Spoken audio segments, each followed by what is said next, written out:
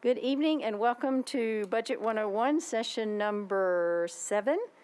We have been meeting since December to educate the public about the Metro budget process and have talked about several parts. We've talked about where the money comes from. We've talked about how we spend the money.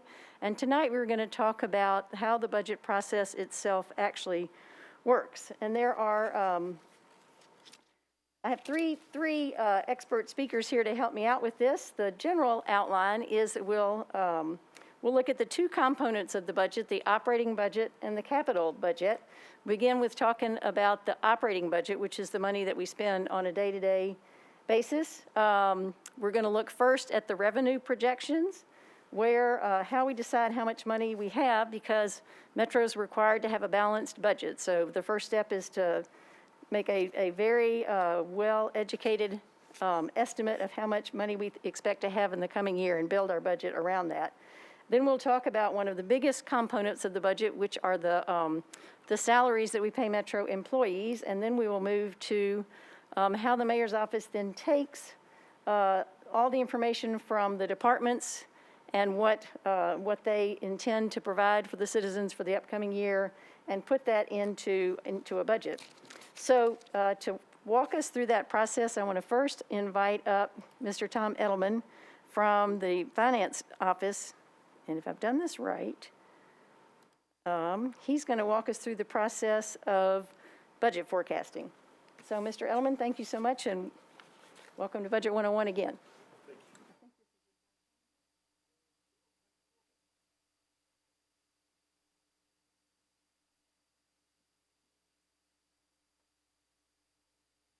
I just want to hit that up and down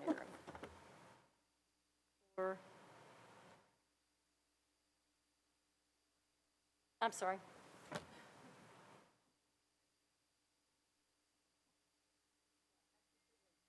Let me move you from the pay plan summary. Hold on just a second. I practiced and still messed up. So is that one yours? This one is yours.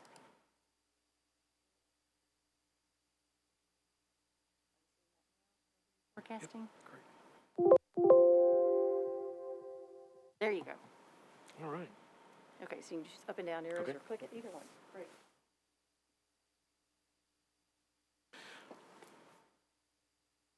Mic is on. All right, Chair, thank you. Chair, thank you for inviting us to talk about the revenue forecasting.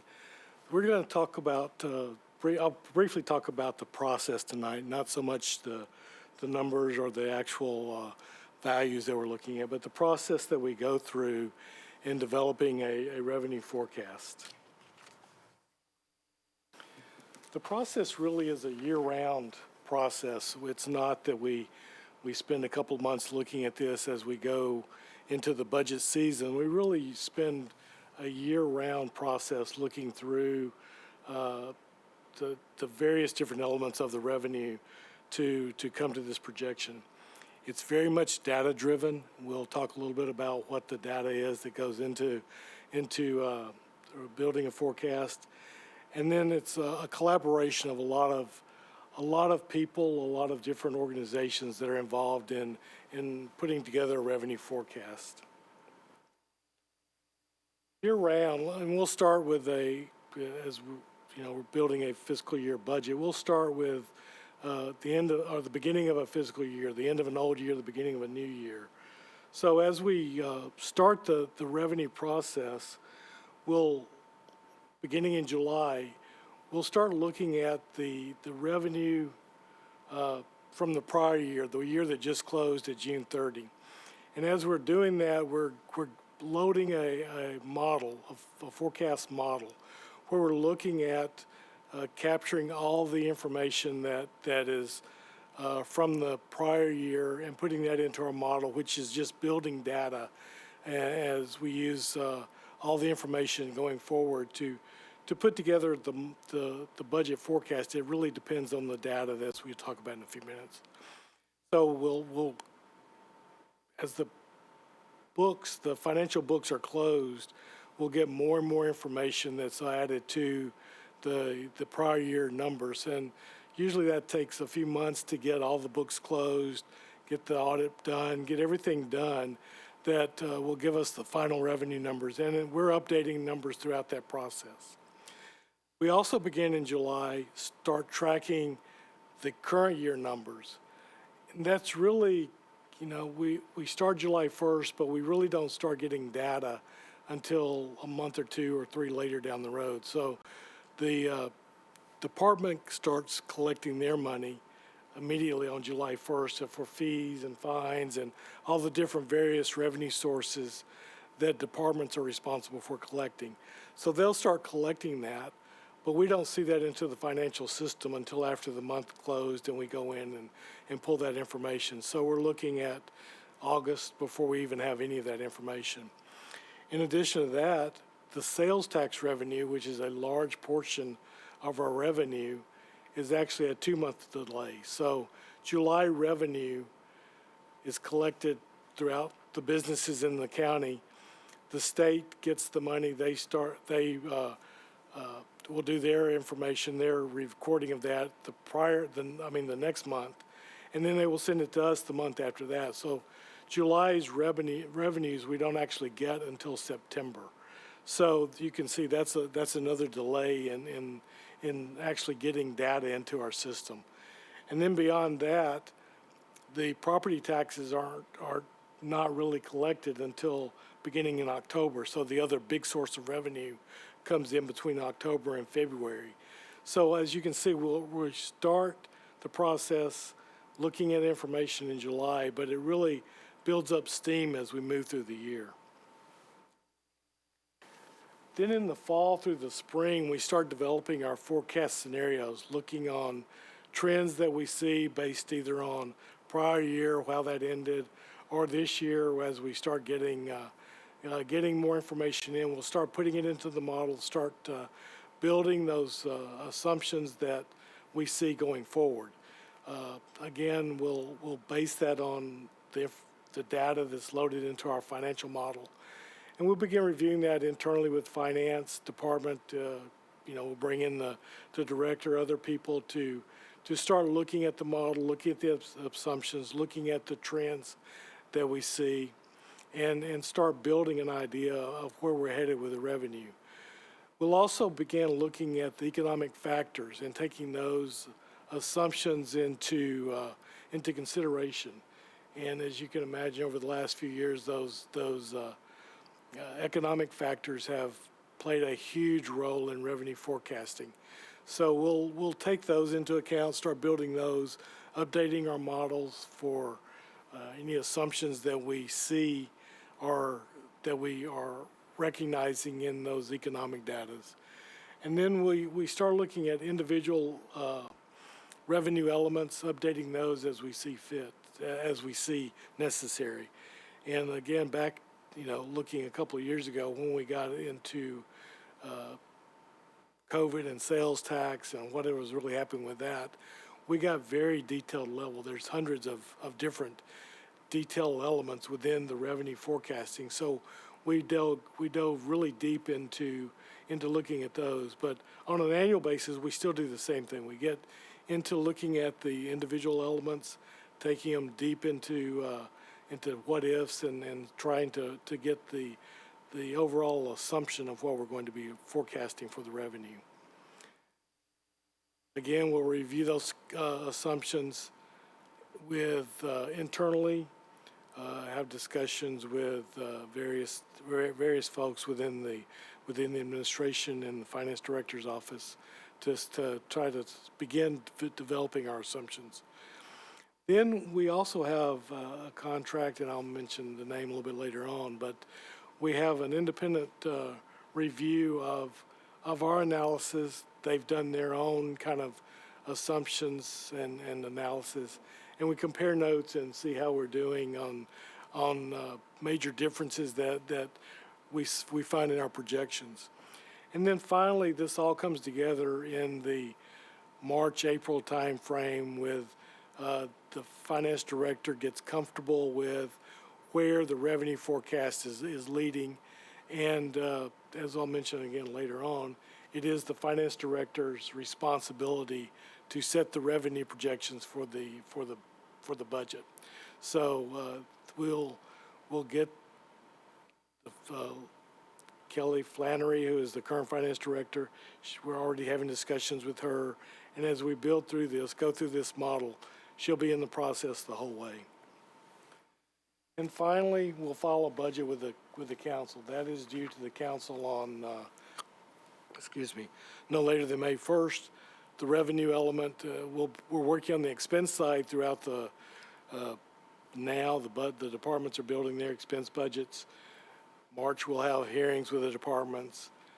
April, we'll finalize the budget. So the revenue piece comes in that March, April timeframe when we've gotten as much data as we can. So we try to get all the data available to us to make the best assumptions that we can.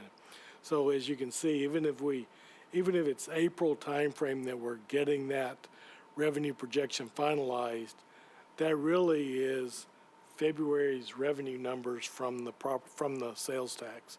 So again, we try to get the best information using all the data points that we can to make an accurate projection.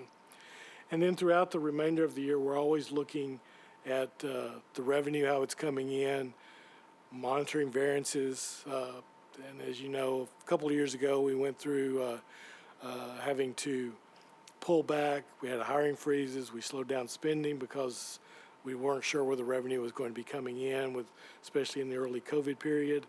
And there's also cases where we were able to pass a supplemental budget if we need to take care of things that may not have been known at the time of the budget appropriation. So we have the ability to do that if the revenue is there to support that.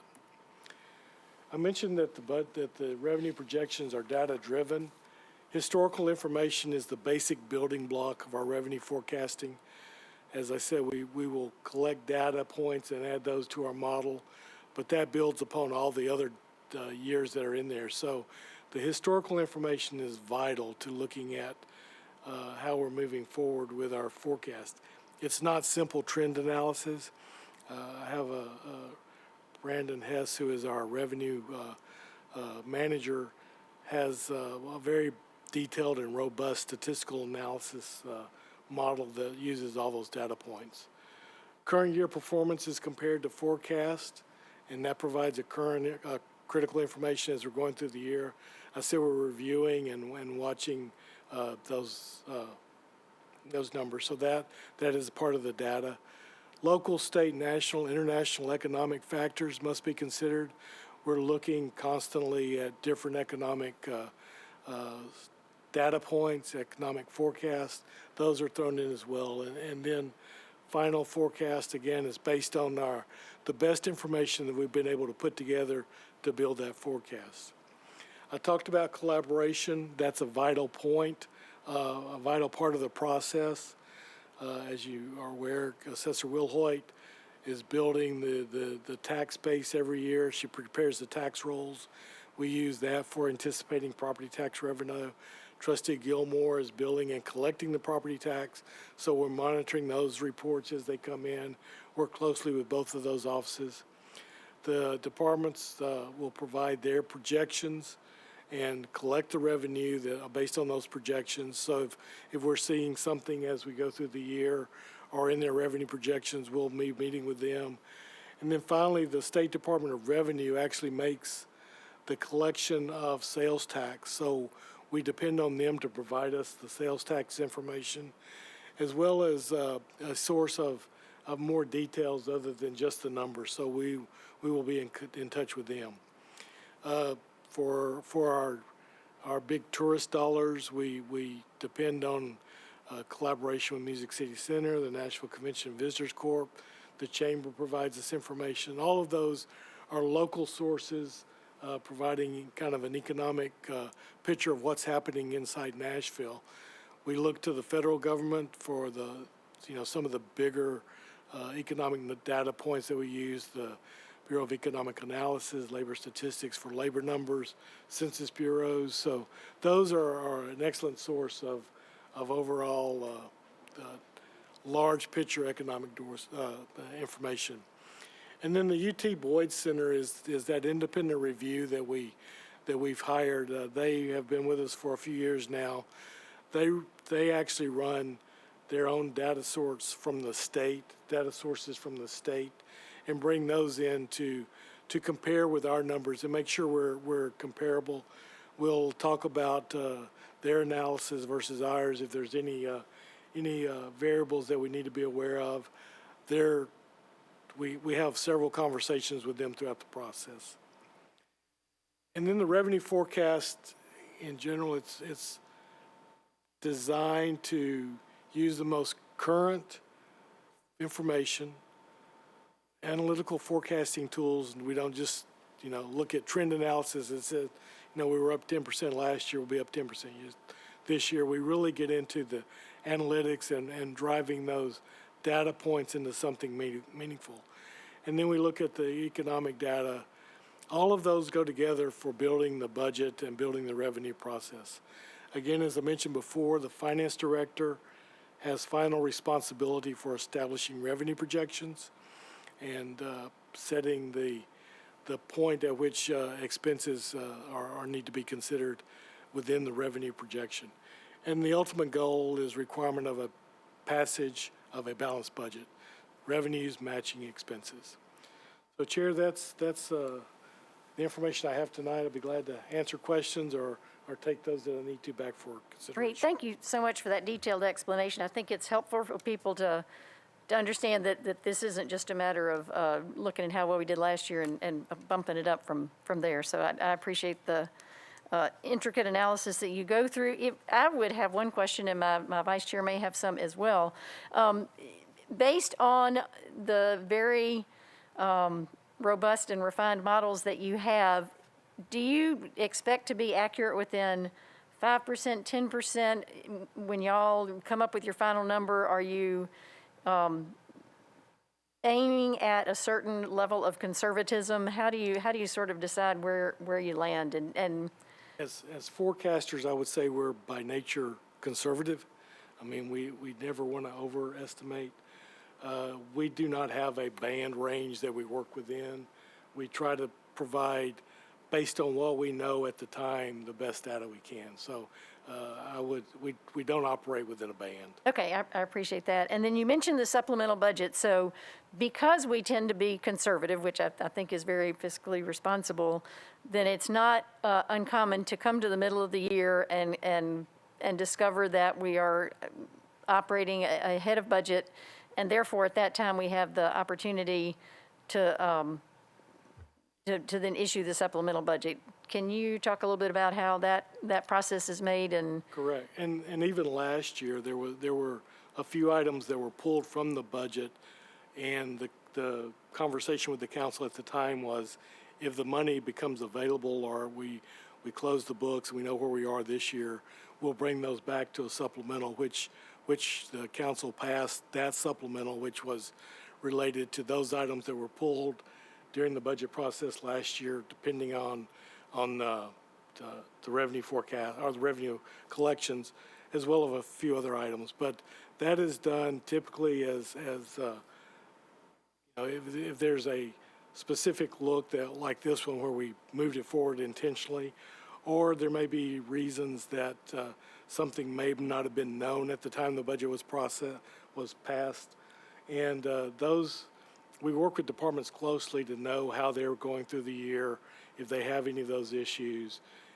Based on what we find from them, we'll discuss with the administration and decide if there's a need for a supplemental budget, and then of course we'll bring that forward to council for consideration. Great, thank you for that explanation. Vice Chair Suara, do you have any questions you'd like to ask? Yes, thank you. Thank you again for that explanation. It was very informative. My question I have, one is a question and one is just maybe two questions. When you're doing the projection, and I know that your office works primarily on the revenue projection, and then the departments, which we'll talk about later, to look at the expenses side of things, does it happen simultaneously? Or is it where if they come back with expenses that is more than what you budget, you go back and change your revenue? Or I'm curious as to, No. Is that something that happens at the same time? Do you guys go back and forth before the final numbers? We don't compare revenue to expenses at this point. I mean, we obviously will be doing that. We'll get to a point as we work through the expense budget. You know, we've got, the departments have submitted their budgets at this point. I haven't seen the results yet, but I can imagine that there's a lot of ask in there, a lot of needs. We'll go through the process of validating those with the mayor's office, the finance director, when they have their hearings in March. At that time, we're still working on the revenue forecast. We have some general assumptions that, you know, we know what the budget was last year. We know that there's typically some growth with the property values based on new parcels coming on and those things. So there's kind of a, you know, an idea, but we don't actually compare those until we get through with the mayor's hearings. They start putting the mayor and the finance director's hearings, and we start putting those expense numbers into a model. We drop in the revenue, see where the variances are, and we don't go and look for revenue at the point, because at that point the director is, you know, it's kind of a balancing act in there. At some point we get the expense budget done, kind of laid out before we have the revenue number final, because we're looking for the best data we have, which is as late as we can push it. But once we settle on the revenue number, then the expenses match that, and we move those up and down to where we have to make them fit into the mayor's recommended budget. It's a work in progress. You start with the revenue, and then you just that's actually go the back. way, Yeah. The format that we use. We call it a work in progress file that we use to manage that through the process. Okay. The other thing that I wanted to say is not a question per se, but maybe a recommendation, something that I've been looking forward to and talking about for some time, and that relates to the budget book itself. I know that the formats that we have right now has a prior year budget and prior year actuals, but there's nowhere in that budget book that has the current year to date.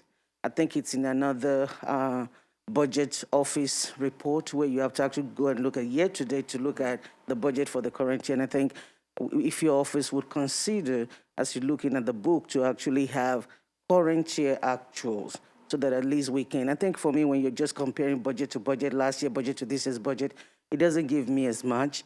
So having to go pull back and look at actuals while I'm looking at the budget will be very helpful. So that's something that I would like to recommend And just or suggest. I can't Promise? not promise anything this year, but the timing of all that, the time that it takes, and when we have to put all the budget book together, the actuals, I mean, just the timing of getting it all together. I've been asking for some time. I never make a formal request, but so we'll work on it. If not this year, next year. We'll work on it. All right, thank you, sir. Okay. Thank you. I don't believe there are any further questions, so I would, Mr. Edelman, if you will close out your file, hopefully, that will then bring up the file for Ms. Leslie Schuster from Human Resources, who is going to talk about one of the biggest categories within our budget, which is the salaries for the Metro employees. You just have to wander around until that arrow mysteriously shows up, and then carefully go to that upper right-hand corner. There you go. All right, I think she may be able to take it from there. Thank you so much. We appreciate you explaining that part of the process. So now we want to hear from the Human Resources Department just a little bit about the process that goes into the Metro Pay Plan, which is a very tightly organized set of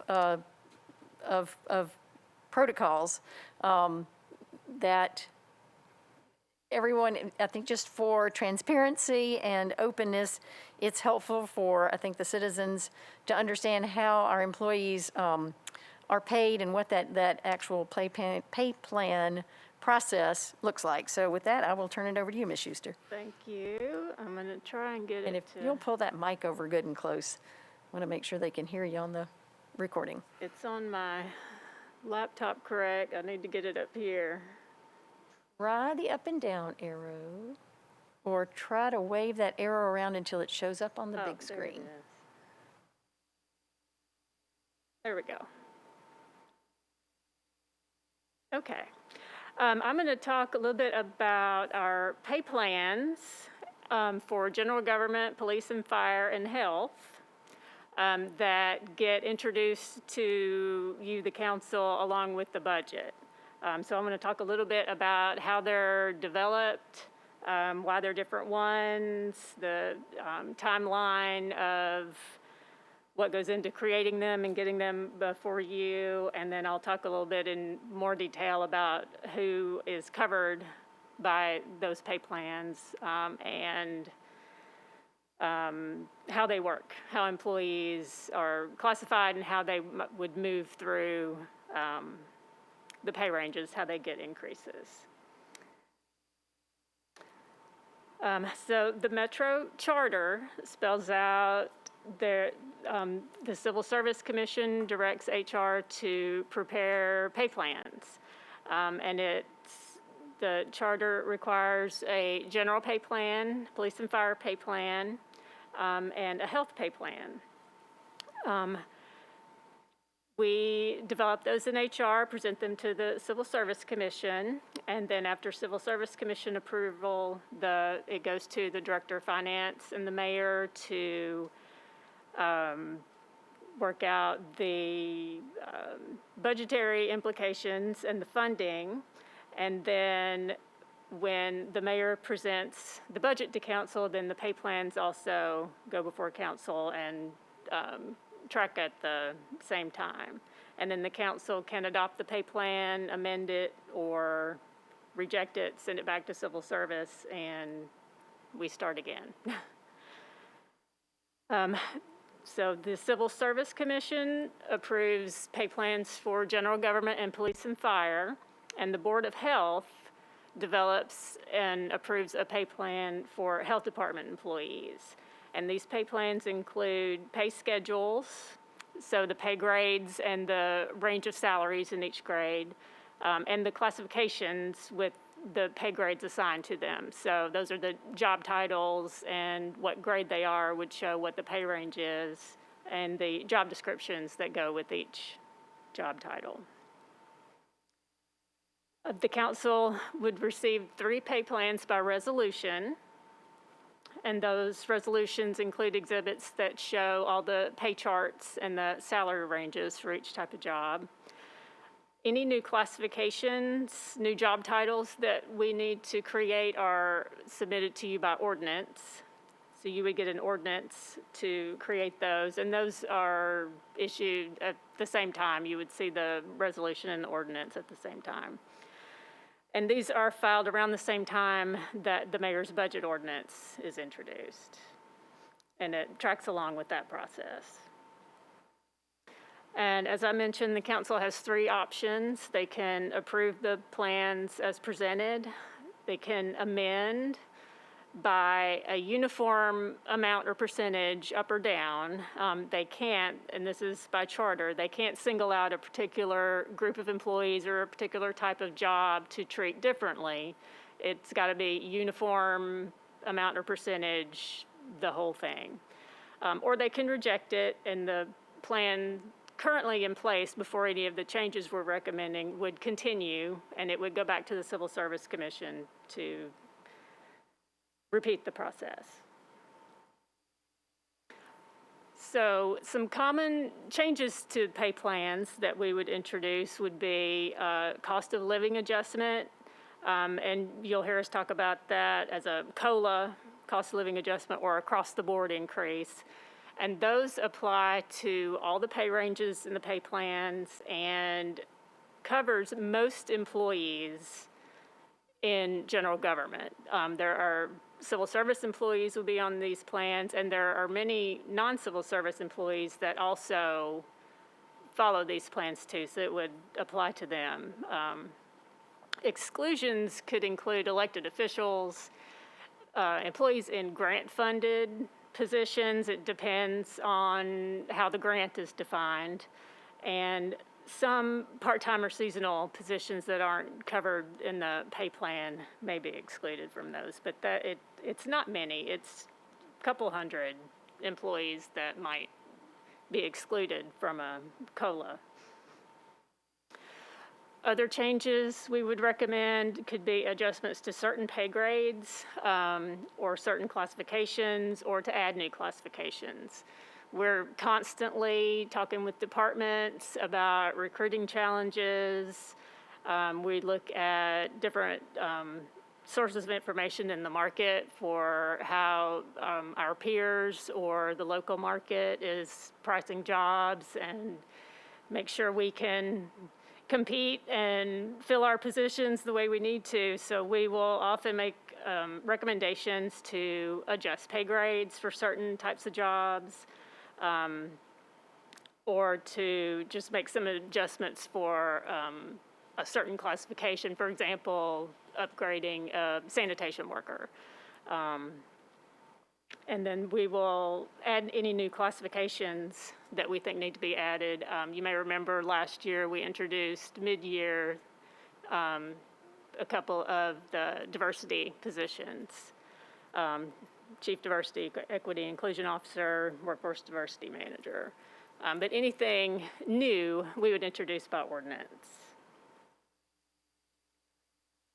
So the cycle is starting around August through January. HR conducts compensation study, and we work with departments, we do market research, and then by January, we come up with some recommendations for what we'd like to recommend for pay plan improvements.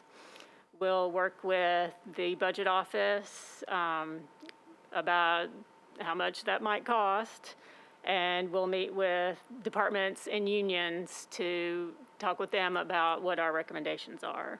And then in April, it would go to the Civil Service Commission. They would see that at 2 meetings, one to discuss and one to vote. And then after it's approved, it gets introduced to council in May, around the time that the budget ordinance is introduced. Council will also get a communication from HR, we call them worksheets, that describe in detail what the changes are that we're proposing to the plans. And then you'll get resolutions and ordinances, and hopefully that all goes smoothly, and they're all approved by the end of June when the budget's approved, and it's all effective at the beginning of the fiscal year, July 1. So real quick, of who these pay plans cover. General government, I'm going to talk general government and police and fire. General government is your office support workers, trades and labor, correctional officers, 911, the Department of Emergency Communications, Park Police is part of general government, and then some elected officials, judicial services, school patrol, department directors, and some part-time and seasonal positions. Parks has a plan for their part-time seasonal positions that are approved and managed by the Parks Board. But you'll see that as part of the general pay plan. Police and fire includes sworn uniformed police and fire employees, some on steps, some on open ranges. I'll talk about those a little bit. And health department, the same, has some on step plans and some on open range plans. This is an example of a pay range that has steps. So you'll see this is for emergency telecommunications.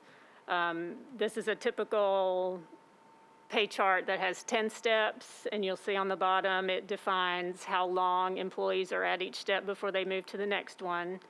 And these steps are fixed, so you can see each year how much before the employee moves to the next step, how much that will be. Types of jobs that are on step plans are most of the sworn police and fire, Park Police, the 911 operations, correctional officers, office support, and trades are all on step plans like this that have the steps defined. Usually it's annually or every other year. When you move to the later steps in some of these plans, then you get a step every other year. This is an example of an open range plan. And open range has a minimum and a maximum, and employees can be paid anywhere within that range.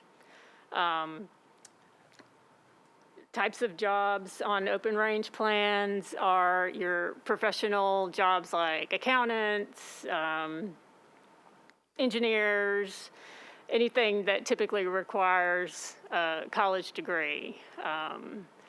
Our analysts in HR are open range. Most IT jobs, I think all IT jobs are open range. There's some administrative jobs, judicial assistants, the school patrol are on open ranges, and the department director plans are open range.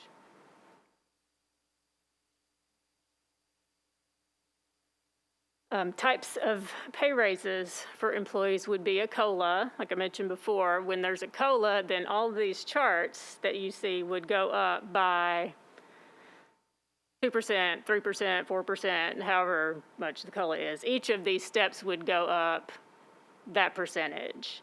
The same with the open range. The minimum and the maximum would increase by whatever the COLA is, 3%, 5%. And then employee actual pay, they're going to be within that range. Their actual pay will go up 5%, so they'll still be within the range, but the ranges do go up with a COLA. And then there are merit increases, which are based on performance. So those would be a step in the step plans. With acceptable performance, you move to the next step, and it's always the same amount, and you can see it on the chart. And those average about 3%. And those occur on the employee's anniversary date every year or every other year. Open range increases, those merit increases are all effective July 1st, and it can vary based on performance or other factors, such as if it's a newly hired employee or newly promoted, additional certifications or credentials the employees received. The size of the increase can vary. The budget for open range increases, we recommend at 3% to match what a step increase is. I think that's my last slide. Great, thank you. If I could, if you would one more time talk about pay grade versus classification. I mean, I think when you showed the chart, I understood what that meant, but if you could just give us definitions for those, that would be helpful. Okay, so this is the pay chart for emergency telecommunications. So you see different grades, ET1, 2, 3, 4, 5, 6. ET1 would be your emergency telecommunications officer 1. And you'll see one step there because they're at that grade while they're in training. So once they complete their provisional training period, then they would move up to Emergency Communications Officer 2 at the second pay grade. And then they would move through the steps until they move up to level 3, Emergency Telecommunications Officer 3.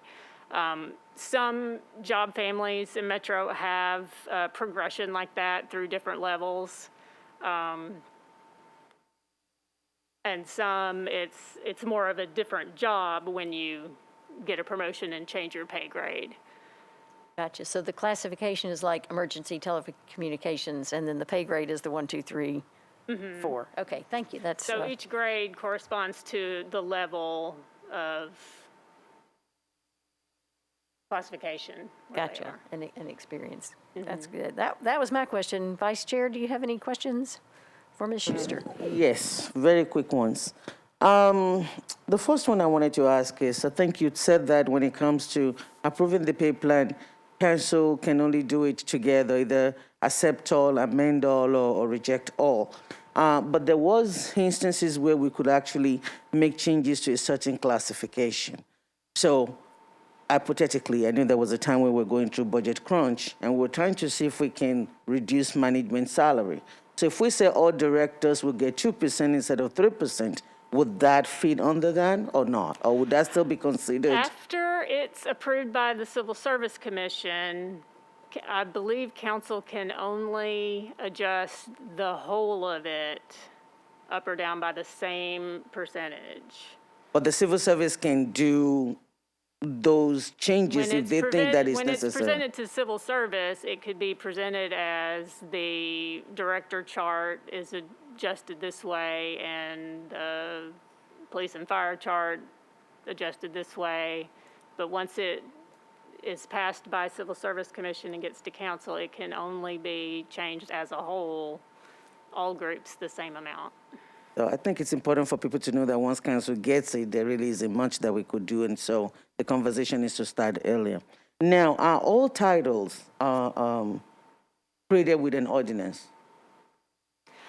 They are created by ordinance. All of them? All metro titles? When there's new ones added to the pay plans, then you get an ordinance. But the existing ones, you wouldn't get a new ordinance every year to create them. Because they're created once by ordinance, and then we can keep using them in the pay plans. Okay.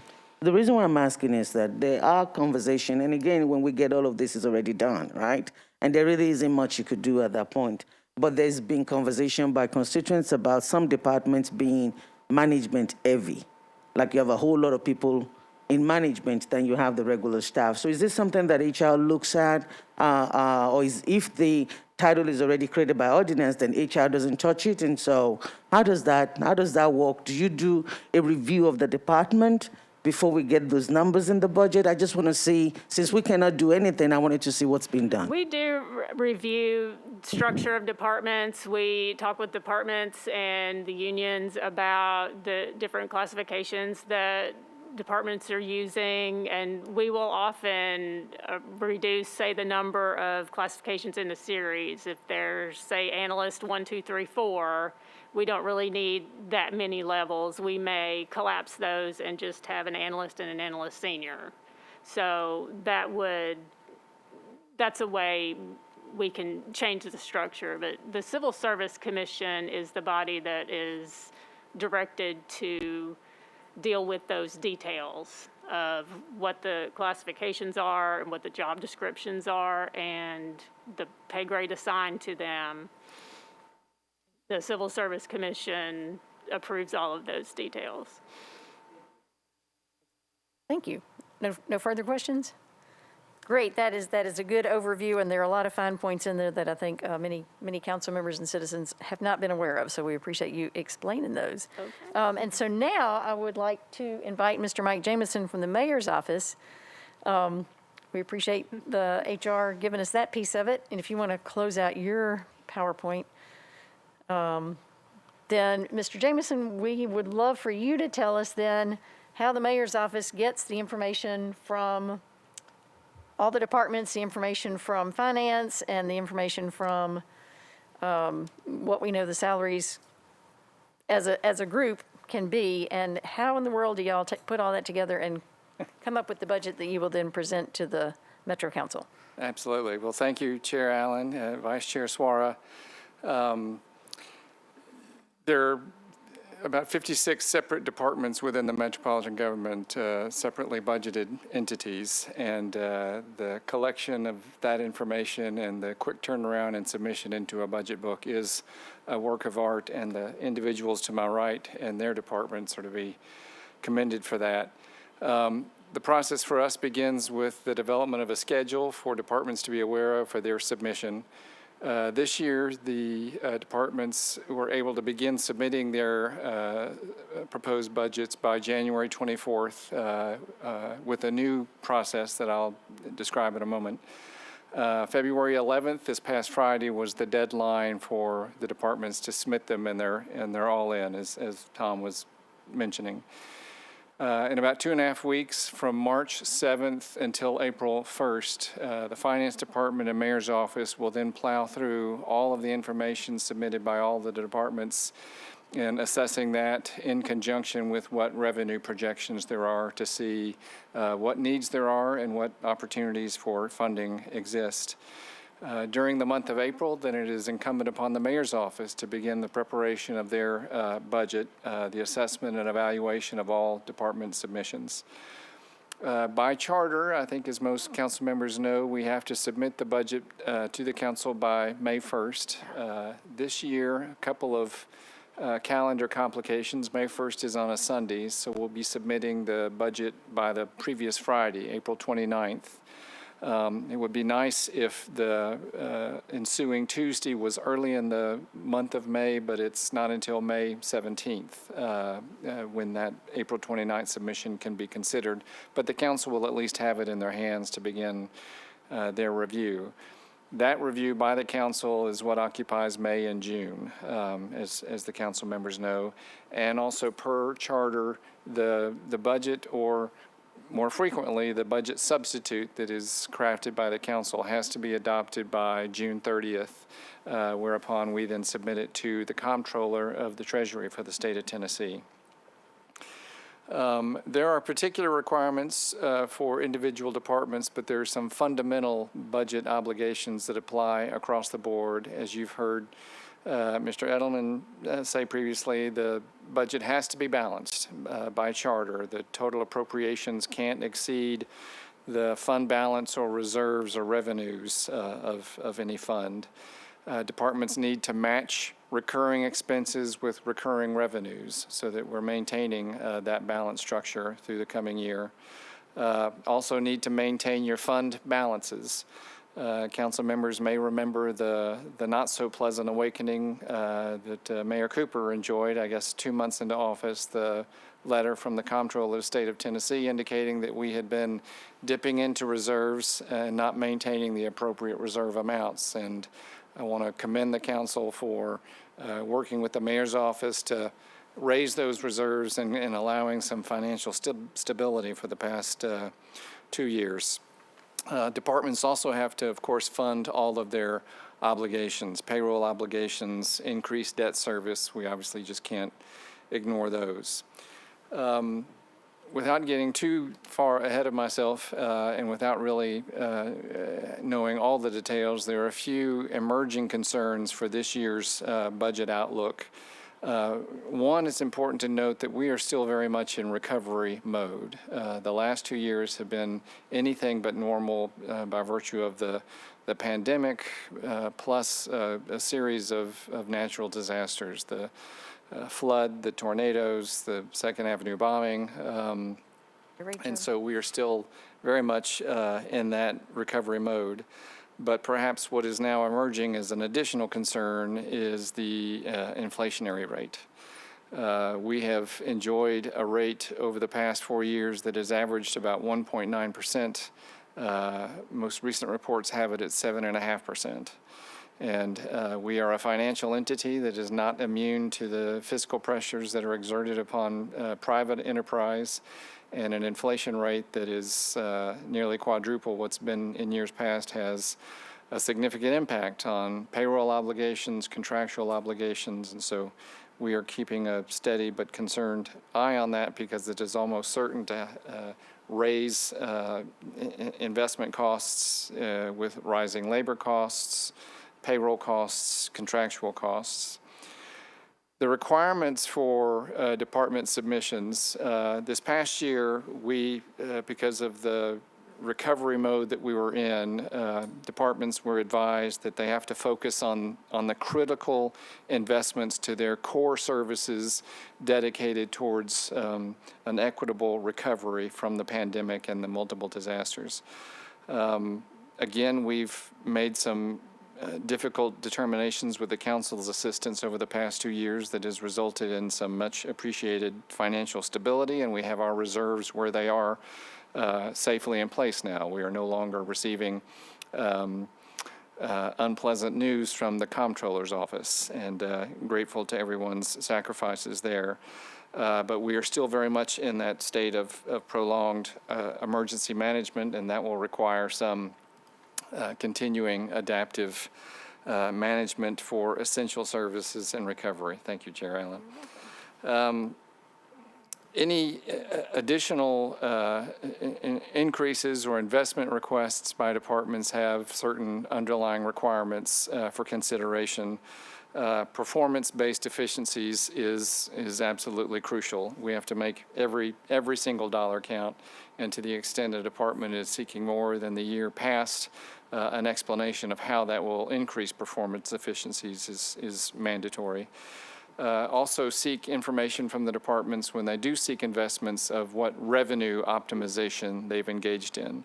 And this is a key ingredient for council members in several respects, not just assessment of department investment requests, but in their own requests ranging from operating to capital requests. Given two worthwhile projects of similar costs, if there is one that offers the opportunity for partnership for federal grant funding, state grant funding, that can bring in the additional dollars, that is certainly going to raise its profile and likely prioritization by the administration for pretty clear reasoning.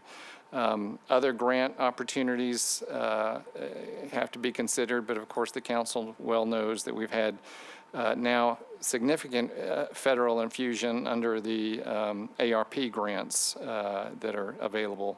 That and other grant access is key when submitting your investment requests.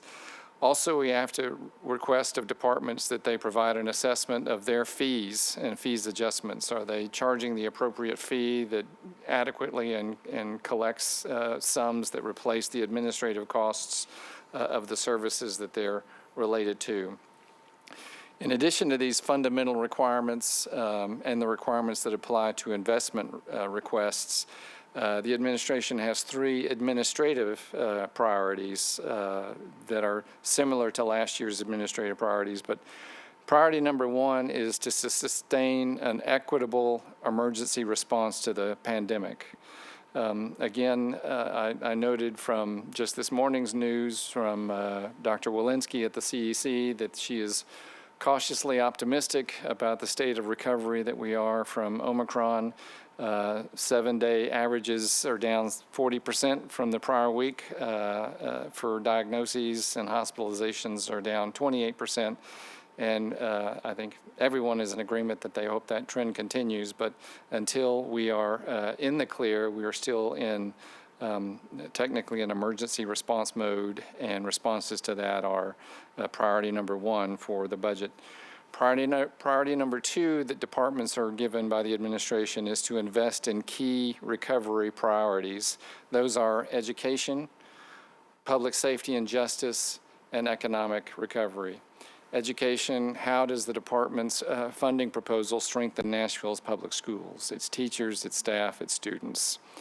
Number two, public safety and justice, how does your department program increase community engagement and improve response for public security?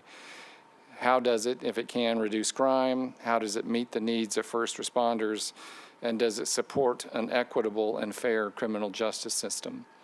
And lastly, economic opportunity. Have you leveraged federal and state funding with your investment requests? And how are you building sustained and targeted support for our most vulnerable residents? Those are the priorities 1, 2, and 3 for first and second for the administration. The last one, number 3, is neighborhood infrastructure.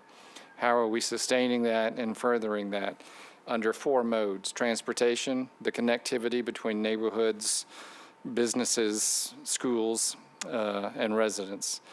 Number 2, sustainability. How are we preserving our natural resources, particularly with waste services, stormwater, and green energy?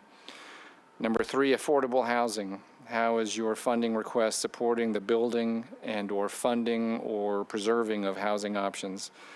And lastly, how is your department addressing neighborhoods and fostering livable communities through green space, recreation, public health needs, planning and zoning guidance for livable communities? Those are part and parcel of priority number 3 for the administration.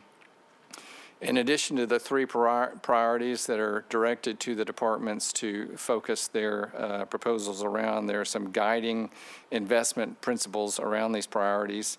Number 1 is equity, an equitable approach to building back stronger in those areas where there's been a historic lack of equitable approaches.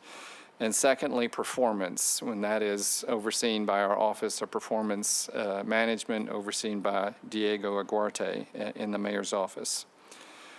A couple of logistical requirements, thank you, Rosie, sorry.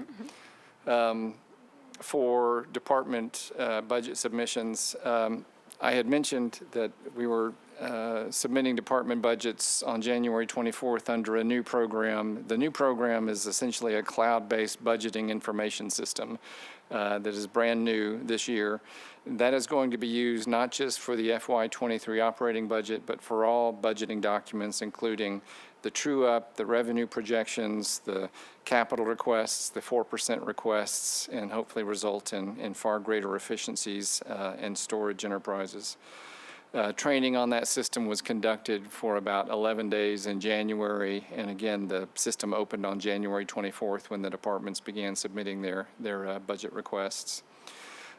Each department is paired with OMB budget analysts that are there at the drop of a hat anytime you need any budgeting assistance within your department. Many of the departments have built-in finance personnel, many don't, and the OMB is there as a welcome assistant. I can remember my days back in the council office, forever grateful to Lone Hun, Kathy King, and Tonya Newmeyer, who at OMB were always there and available.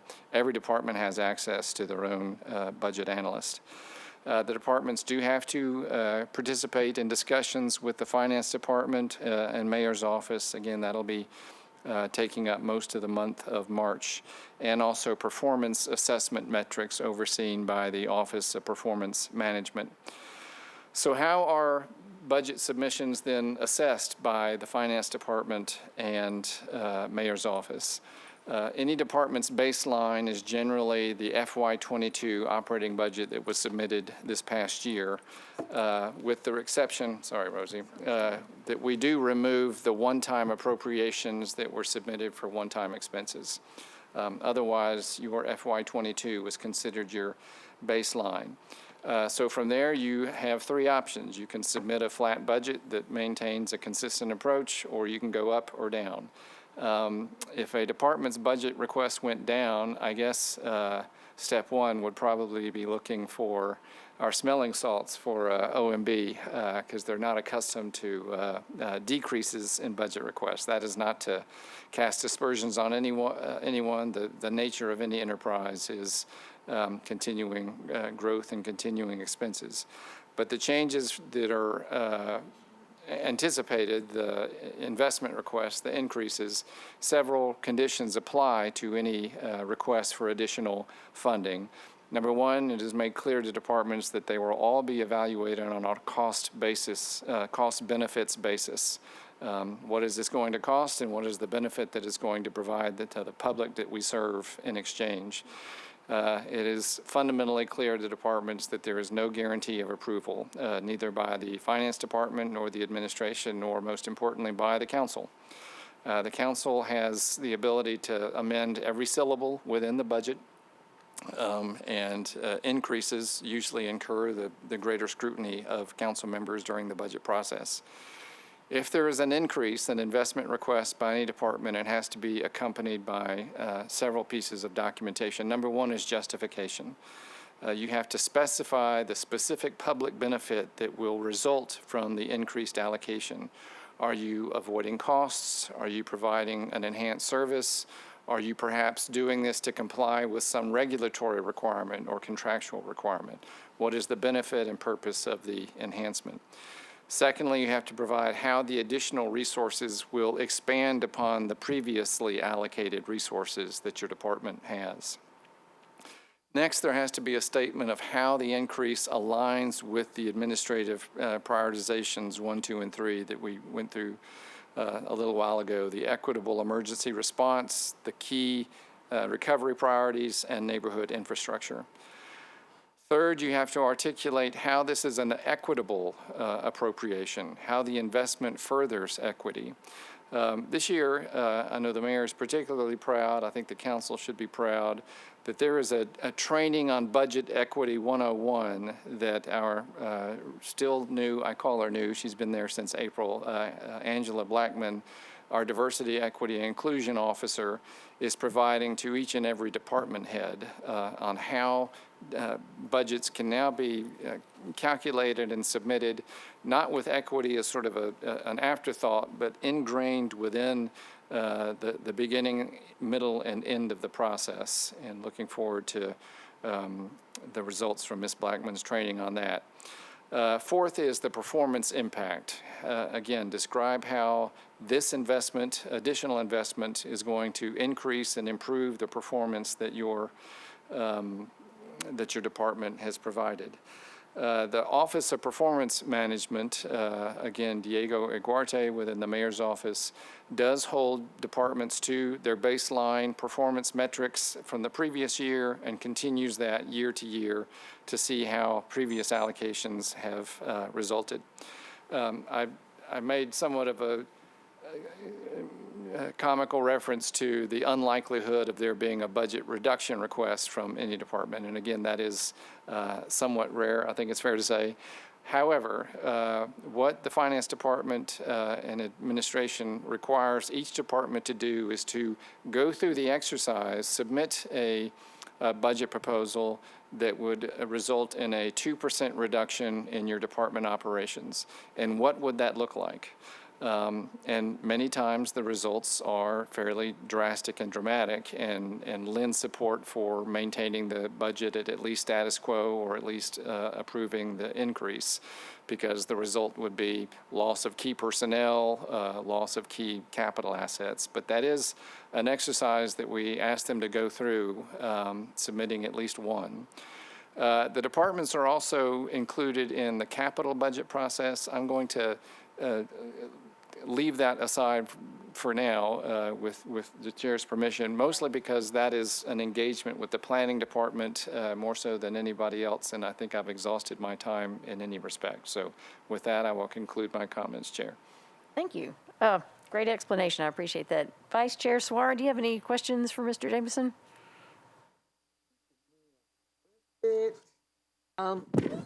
You may have addressed it, but if you want to please explain it again, I think, and that's on the performance metrics. I know that at the time of coming to you with the budget and asking for an increase, there's a question about how will this add to your department? My question is not at the time of the budget, but afterwards. Do we actually check that those metrics are being met throughout the year? Absolutely, and thank you. That is a great question. The short answer is yes.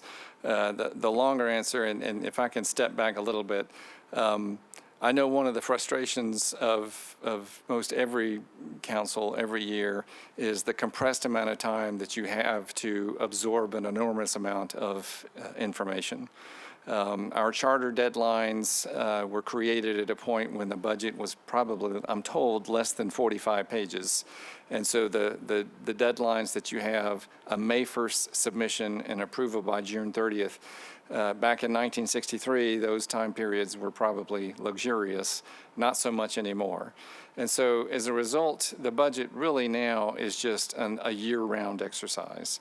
And the moment the budget passes, I know the finance and OMB offices are already engaged in revenue collections, projections of what is likely for the following year. Performance management is the same.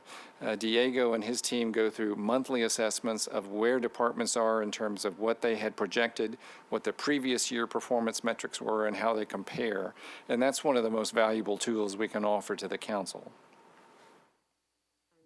If I may, one more thing. I think that maybe it was last year or the year before that there was a concern that the hearings for the department was not public. So is there a plan to make the department hearings, not the one before the council, but I think the one with the mayor's office, was done in a way that people could participate?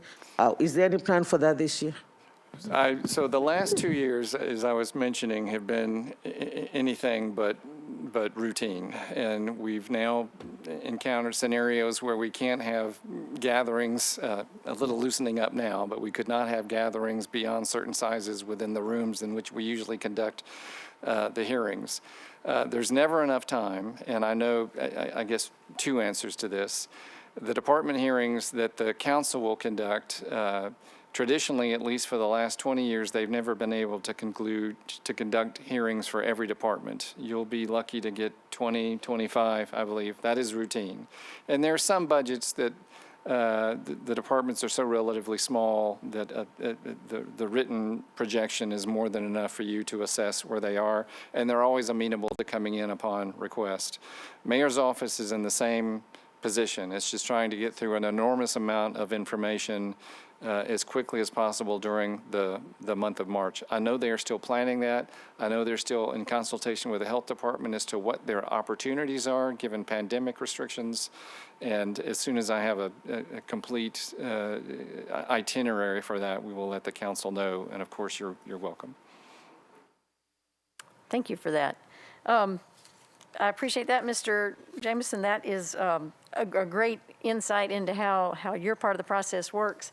And I'm going to just real quickly run through then what the council does once we get that. And then if there are any other questions, we'll wrap up with that, but I will be very brief.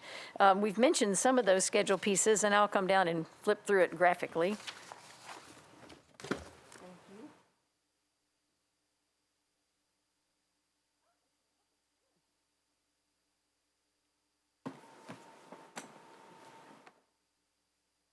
So very quickly, so we've already talked about where the property taxes and other incomes come from, where we spend the money. So this is what a typical budget book looks like. It's usually about this thick, and it is online, which is a good thing because then you don't have to carry around the 10-pound book. But it is full of great information, including the pie charts that I just showed you of where our income comes from and what the basic components of spending are. The capital budget, which Mr. Jameson mentioned, goes through a similar process. The schedule for it is, we're in the middle of that one right now. In January, all the departments have made their request, and those have been given to the planning department, and the council is currently in the process of prioritizing what items we want to make sure are shown as high priorities for each district and also countywide. And the council, the planning department will then come back to the planning commission with a capital improvements budget to be approved by the planning commission, and then that will then come back to the council for approval so that we can talk about both our operating budget and our planning budget. And that's the schedule for the council on that one. So we'll be tracking both operating budget and capital budget at the same time. And just to briefly show you, in one place, the schedule that we've already heard about, the mayor's office will be filing the budget ordinance on April 29. At some point, we'll have a mayor's state of Metro, I think, address that will talk about some of those budget priorities. And then the ordinances will be filed. We will begin budget committee hearings during generally the last 2 weeks of May. Those are open to the public and are an opportunity for the council to ask questions for each of the departments or the key departments, as many as we can fit in on both what their priorities are and what their needs are. And in an optimistic fashion, we sometimes ask what else they would like to have if they could, just to make sure that they can do the things that their mission is. Then after we have gone through our budget hearings, council members will begin to develop their own wish list items that'll be submitted. Those can also reflect information they get from their constituents, as well as based on the information they've gotten from the budget hearings. And then on January 7th, the budget will be on second reading, which is the budget public hearing. We are hopeful to also have a public hearing, or at least an opportunity for community input, well before this whole process starts. So stay tuned for the possibility of a pre-budget hearing, even before we've seen the actual budget, but just to receive comments, to offer people the opportunity to talk about what is important as we are finalizing the budget. So we don't know what the date of that is, sometime in March or April. we absolutely know that this second budget hearing will take place on June 7th. There are no other items that come before the council on public hearing that night, so that we can devote our full attention to what the public has to say about what is being proposed. And then in the second week, the budget committees will begin work sessions to try to work through the wish list that has been put together, and we will hopefully be able to incorporate concerns or requests that we heard at the public hearing. And at some point, those will all be consolidated through the committee and also through budget chair and vice chair working with the finance department into a substitute budget. And if council members request, if we discover there's something we really wish we could add to the budget, this has to be a balanced budget. So we will also have to figure out how to pay for whatever we try to add. So often that means making some tough choices. If we try to add one thing in one place, then we may have to take from another place. So it can be a challenging process, but it's important through all these hearings to take into account what priorities we are meeting and how we are putting the best budget together that we can. And finally, on third reading, theoretically, around not January, that's June 21, if everything has settled into place by that point, we will pass the budget at that point. And if we are still working on fine-tuning, there can be a called budget committee meeting if necessary to make further refinements, and we can have an adjourned council meeting on June 27th, or the last Tuesday in June, to pass the budget if we want further changes to be made. By charter, we are required to finish that process by June 31st, or we simply revert back to the mayor's budget.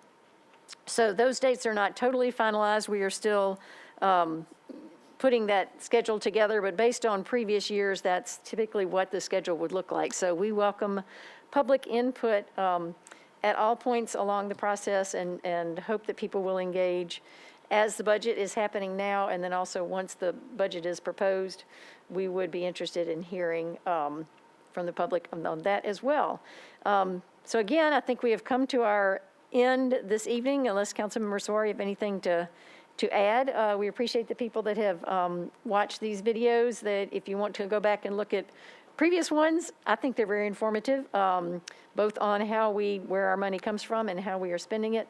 You can find those on the Metro YouTube channel, and I hope that you will come back next week to our final Budget 101 session, where Councilmember Suara and Fabian Bedney from the Mayor's Office of Neighborhoods and Opportunity will be talking about participatory budgeting, which is a new endeavor that we've undertaken this year. And I would believe the people that participated would say that it's been very, very successful. It's an opportunity for people in a specific area, as we're doing it here, to weigh in very directly on how they would like to see capital projects being prioritized in their area. So I hope you will join us for that. And with that, this concludes our Budget 101. I hope everyone gets home safely and that the bad weather is past us. Thank you so much for tuning in.